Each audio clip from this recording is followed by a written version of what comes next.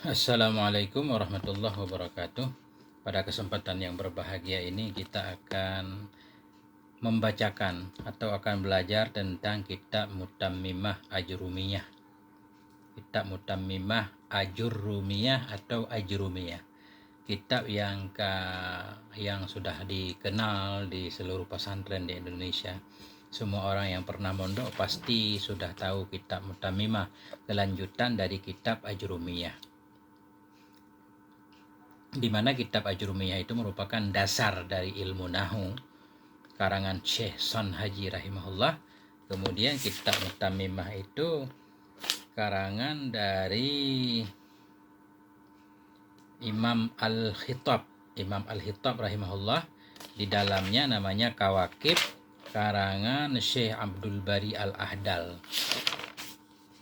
Kita akan memulai dari mukaddimah pertama. Bismillahirrahmanirrahim. Bismillahirrahmanirrahim. Alhamdulillahirabbil alamin. Wassalatu wassalamu ala sayyidina Muhammadin wa ala alihi wa sahbihi ajma'in. Bismillahirrahmanirrahim.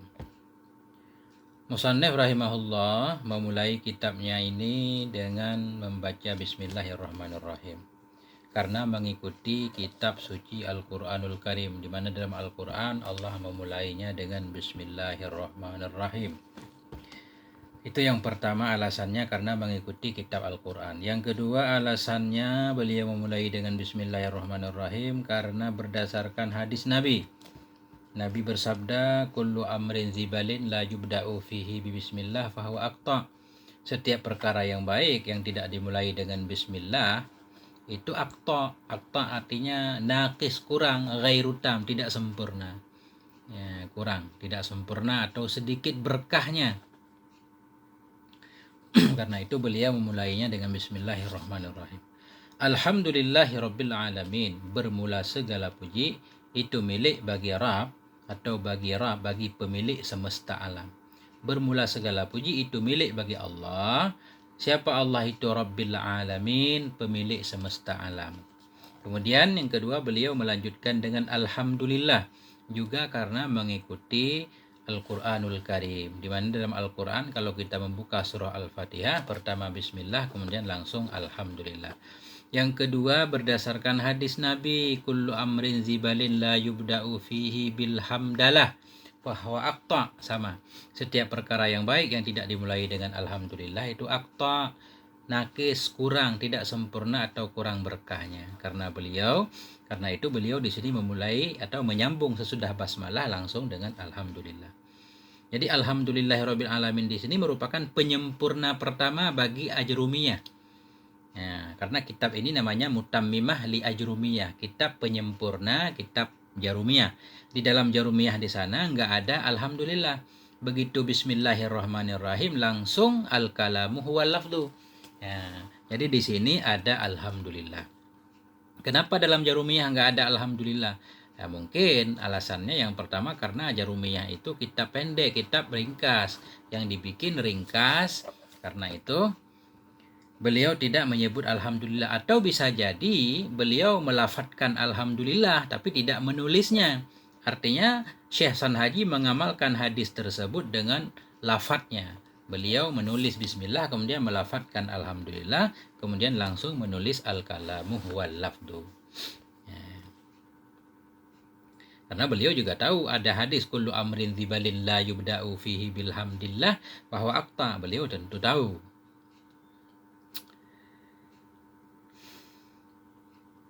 Alhamdulillahirabbil alamin. Alhamdu mubtada, mubtada marfu' tanda rafa' dhammah. Lillahi jar majrur. Muta'alaq kepada yang dibuang menjadi khobar bagi alhamdu atau bagi mubtada. Rabbi badal kepada Allah. Ya, Rabbi badal kepada Allah, badal ikut mubdal men, badal kepada majrur, majrur tanda jar kasrah. Siapa si Allah? Rabbi. Nah, Rabbi artinya maliki, malikil alamin, pemilik semesta alam. Alam manusia, alam jin, alam malaikat, dan semua alam itu pemiliknya ya Allah subhanahu wa ta'ala. Di dalam Kawakib Musannaf Kawakib menyatakan, yang bagi likulli syari'in fi tasnifin ayyazukura samaniyata asya'a. Sepantaslah bagi setiap orang yang pengen mengarang, setiap penulis yang pengen menulis satu buku, pengen menulis satu kitab pelajaran, minimal hendaklah menyebutkan 8 perkara, kata beliau. Yang pertama basmalah, ada basmalahnya, di sini memang ada basmalah. Kemudian ada hamdalahnya, di sini juga beliau menuliskan hamdalahnya. Kemudian ada solah dan salam kepada Nabi sallallahu alaihi wasallam. Kemudian ada syahadataini, ada 2 kalimat syahadat, tasmiyati nafsi, kemudian menyebutkan namanya sendiri, nama pengarang. Wa tasmiyatil kitab, menyebutkan nama kitabnya. Wal itiyan bima yadullu alal maksud, kemudian membawakan beberapa kalimat yang menunjukkan kepada tujuan dari isi kitab atau tujuan beliau mengarang satu kitab. Itu aturannya mestinya.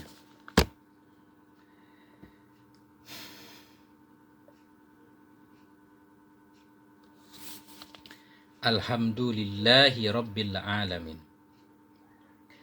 Wassalatu wassalamu ala sayyidina Muhammadin. Wassalatu wassalamu ala sayyidina Muhammadin. Dan bermula solah dan salam itu sabit kepada sayyidina, junjungan kita. Siapa sih junjungan kita itu? Nyata Muhammadin. Beliau itu adalah Muhammad. Siapa sih beliau itu? Muhammadin, Muhammad. Wa ala alihi wa sahbihi ajmain. Dan selawat dan salam kepada keluarganya beliau dan sahabatnya beliau sekalian. Salah dan salam kepada penghulu kita Nabi Muhammad sallallahu alaihi wasallam.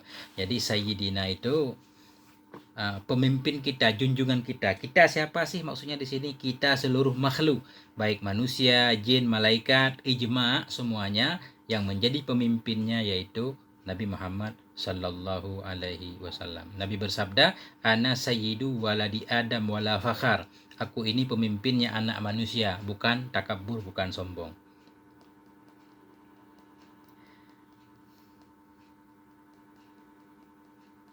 Jadi musannaf di sini pengarang kitab Mutamimah, beliau dalam berselawat menyebutkan kata sayyidina.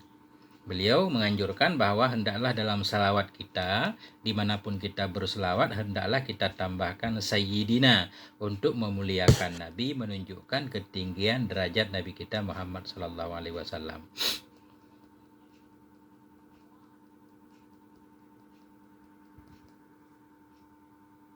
Kata beliau, wal ityanu bihi fi shalah ala Muhammadin sallallahu alaihi wa alihi wasallam afdalu min hazfihi lima fihi min at-tanwih bi'ului qadrihi sallallahu alaihi wa alihi wasallam ala sairil awalim. Kata beliau, kita menyebutkan sayyidina dalam solat, dalam berselawat kepada Nabi itu lebih baik daripada membuangnya.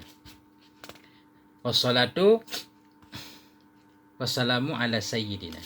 Sayyidina Muhammadin atau bayan kepada sayyidina. Salawat dan salam kepada junjungan kita. Siapa sih junjungan kita? Nyata beliau itu Muhammadin. Jadi Muhammadin bisa kita i'rab dengan ataf bayan kepada sayyidina.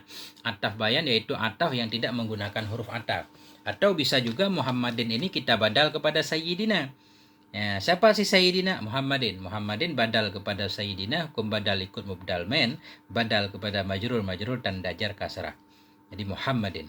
Tidak boleh Muhammadin kita naat kepada sayyidina, karena Muhammadin ini isim alam. Isim alam tidak boleh di-i'rab menjadi naat. Muhammadin ini isim alam mangkul. Artinya satu nama yang diambil dari isim maf'ul. Tadinya hammada yuhamidu tahmid Muhammad. Dari isim maf'ul Muhammad ditetapkan untuk satu nama seorang nabi, yaitu Nabi kita Muhammadin. Namanya alam mangkul, diambil dari isim maf'ul. Muhammad artinya terpuji, yang dipuji, banyak dipuji. Kenapa Nabi kita dinamakan dengan Muhammad? Karena sangat banyak sekali hal terpuji yang ada pada diri Nabi kita Muhammad sallallahu alaihi wasallam. Bahkan sebelum beliau menjadi nabi, kelakuan beliau sangat terpuji sekali, sehingga sangat layak beliau bernama Muhammad. Dalam kitab Kawakib, musannaf menjelaskan bahwa Muhammad itu nama nabi di bumi. Artinya nabi kita di bumi dikenal dengan nama Muhammad. Adapun nama beliau di langit itu dikenal dengan Ahmad. Para malaikat itu lebih mengenal nabi dengan sebutan Ahmad. Adakah orang lain sebelum Nabi kita lahir, apa ada orang-orang yang diberi nama dengan nama Muhammad? Kata pengarang, kata Musannif Kawakib di dalam, ada 12 orang, ada 15 orang yang dinamakan dengan nama Muhammad sebelum kelahiran Nabi kita sallallahu alaihi wasallam. Adapun Ahmad, tidak ada seorang pun sebelum Nabi kita lahir yang diberi nama dengan Ahmad. Kalau yang diberi nama dengan Muhammad ada 15 orang.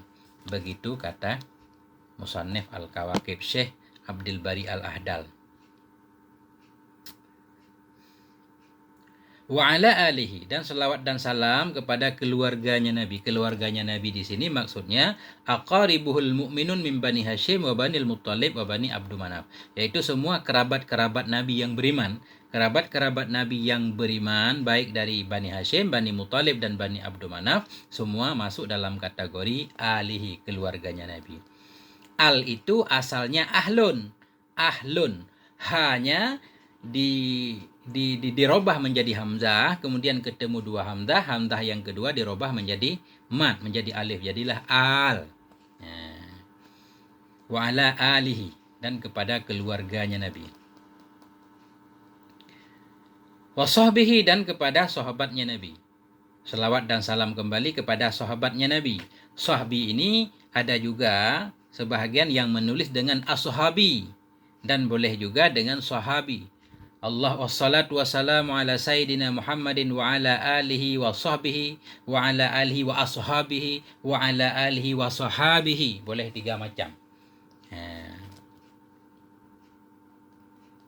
Sahabat artinya setiap orang, man laqiyan nabiyya sallallahu alaihi wasallam ba'da nubuwatih, setiap orang yang bertemu dengan Nabi sesudah Nabi diangkat oleh Allah menjadi Nabi, setiap orang yang bertemu dengan beliau, kemudian orang itu beriman dengan beliau dan dia meninggal dalam keadaan beriman pula, walaupun itu anak kecil, walaupun dia tidak bisa melihat, itu masuk dalam kategori sahabat Nabi. Ajmain takkid kepada sahbihi supaya masuk semua sahabat. Jadi berselawat, kenapa di sini dalam selawat didahulukan wa ala alihi daripada washabihi? Wassalatu wassalamu ala sayyidina Muhammadin wa ala alihi. Kenapa duluan al daripada sahabat? Yang pertama, keluarga Nabi sekalian juga masuk dalam kategori sahabat Nabi. Yang kedua, nas, untuk berselawat kepada keluarga Nabi itu ada dalil secara jelas, ada nas, dalil dari Nabi. Ketika para sahabat bertanya kepada Nabi, kami tahu bagaimana cara kami berselawat kepadamu ya Rasulullah. Nabi berkata, Allahumma shalli ala Muhammad wa ala ali Muhammad. Nah, jadi jelas dalilnya dalam hadis Nabi bahwa berselawat kepada Nabi diikuti dengan berselawat kepada keluarga. Adapun berselawat kepada para sahabat itu enggak ada dalil nas daripada Nabi, tapi dengan cara dikias kepada keluarga. Jadi enggak boleh berselawat kepada sahabat secara terpisah. Allahumma salli ala Abi Bakar misalkan, Allahumma salli ala Umar, enggak boleh. Tapi secara ikut boleh. Allahumma salli ala Sayyidina Muhammad wa ala ali Muhammad wa ala ashabihi ajma'in. Nah, boleh.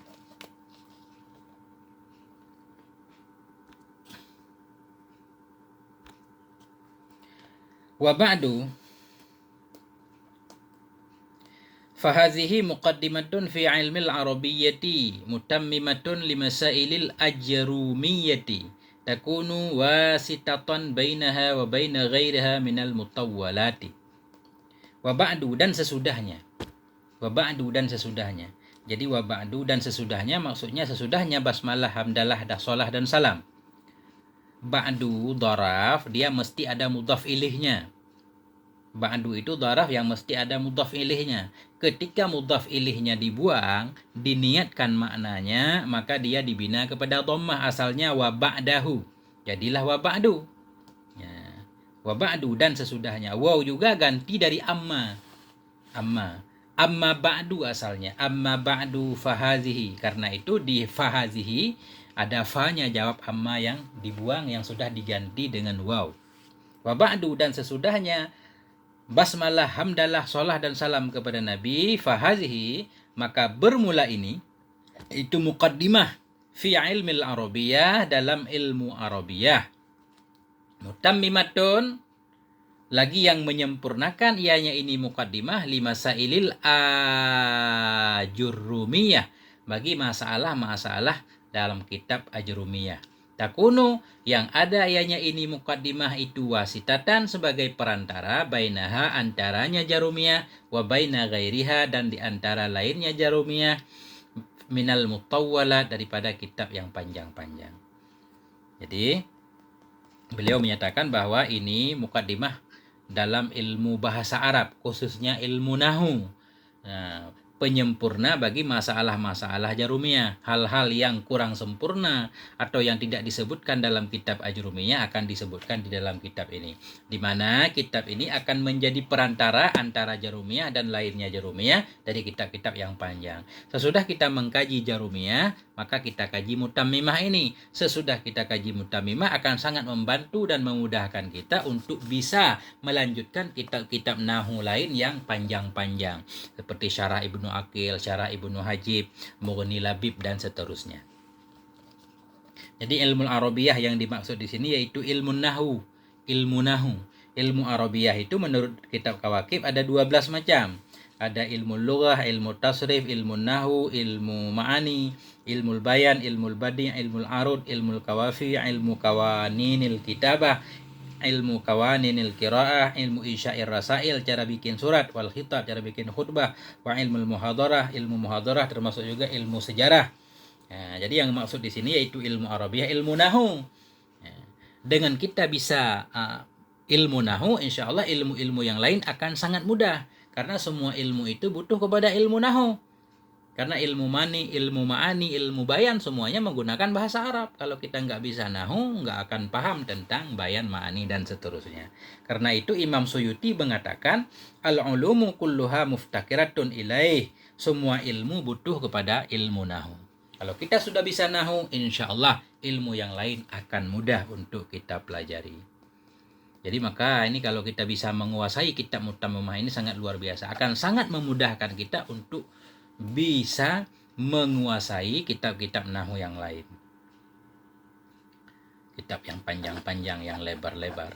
Nafa'allahu ta'ala biha kama nafa'a bi asliha fil hayati wa ba'dal mamat. Semoga Allah memberi manfaat dengannya Mutammimah ini, kama nafa'a, sebagaimana telah memberi manfaat ya Allah dengan asalnya Mutammimah. Manfaat fil hayati, dalam kehidupan, wa ba'dal mamat, dan sesudah kematian. Jadi beliau berdoa semoga Allah memberi manfaat kitab Mutammimah ini, bermanfaat di dunia. Banyak orang yang bisa mengambil pelajaran, banyak orang yang mengajinya, sehingga banyak orang terbantu untuk bisa belajar bahasa Arab. Juga bermanfaat sesudah kehidupan di akhirat, yaitu di mana beliau mengarang ini karena Allah Subhanahu wa taala, sehingga bisa membawa ke surga.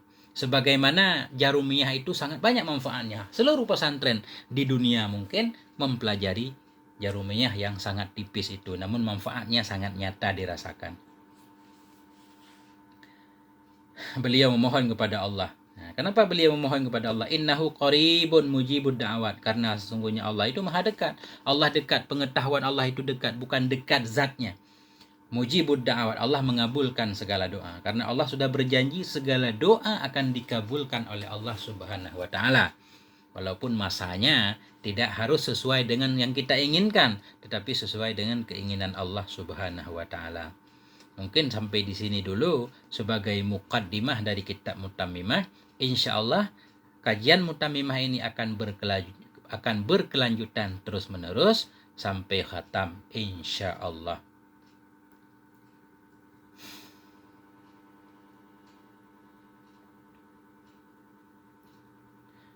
Akhirul kalam, wallahu alam bisawabul marji wal ma'ab. Subhanakallah wa bihamdik, asyhadu an la ilaha illa anta, astaghfiruka wa atubu ilaik. Wassalamualaikum warahmatullahi wabarakatuh.